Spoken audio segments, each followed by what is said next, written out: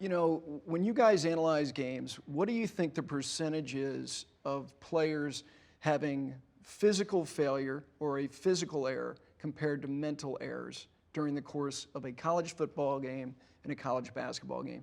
Exponentially higher mental breakdowns? Well, I would go with what Bob Knight has always said about the mental versus the physical. He says in basketball, at least, the mental is to the physical as 4 is to 1.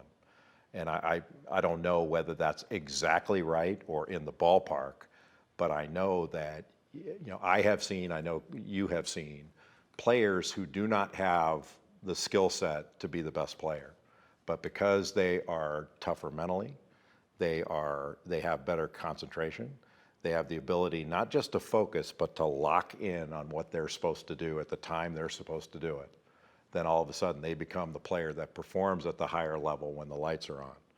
And whether it's making your high school team, whether it's becoming a starter on your high school team, or whether it's making the travel team, or getting more playing time, or being more productive in a short period of time, whatever it is, or being a star player, getting to the next level, or someday being a pro.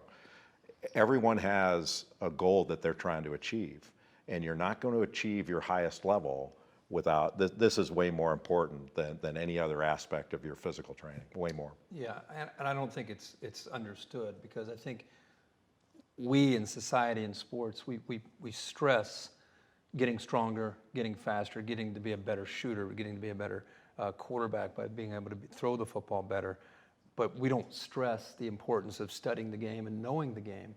Jameis Winston's a great example recently in college football, where people would watch him play and watch him in the first half at some of these games. It was almost as if he didn't care.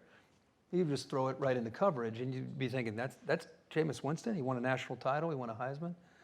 Then you watch him the next half, he's like a different guy, making great decisions, locked in a zone, and it's the same player that you're watching from one half to the next. He didn't change, he didn't get better physically, he got sharper mentally.